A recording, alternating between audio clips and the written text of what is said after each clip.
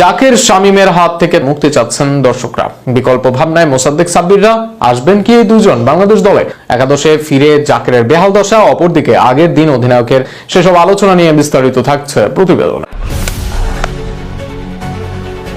বাংলাদেশ দলের টি-20 ব্যাটিং এখন যেন ধ্বংসস্তূপ। নামের পাশে তারকা তকমা থাকলেও পারফরমেন্স শূন্যে। জাকির আলী অনেক ব্যাটে বলই লাগাতে পারছেন না, আর শামীম পাটোয়ারি তো অধিনায়কের আস্থা হারিয়ে ফেলেছেন বহু আগে। দর্শকরা আজ প্রশ্ন করছে, এই দুজনের ব্যর্থতা আর কতদিন দেখবে বাংলাদেশ? আসছে বিশ্বকাপ, অথচ মিডল অর্ডারে ভয়াবহ ভাঙন। এবার কি তাদের জায়গায় ফিরবেন সাব্বির রহমান কিংবা মোসাদ্দেক হোসেন, নাকি আবারও ব্যর্থতার চক্রে হারিয়ে যাবে টাইগাররা?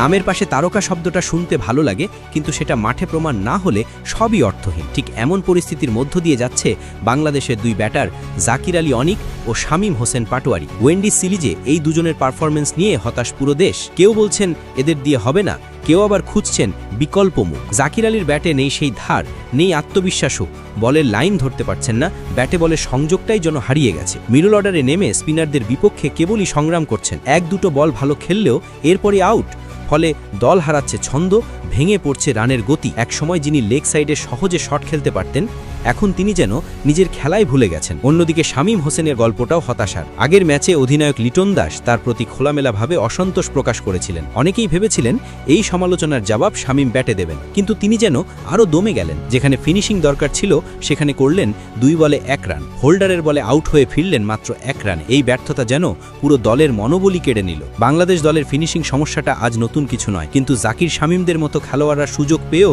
কাজে লাগাতে না পারায় পরিস্থিতি ভয়াবহ রূপ নিয়েছে। তাদের জায়গায় এখন আলোচনায় সাব্বির রহমান ও মোসাদ্দেক হোসেন। মোসাদ্দেকের কথা উঠলেই মনে পড়ে যায় তার ঠান্ডা মাথার ব্যাটিং।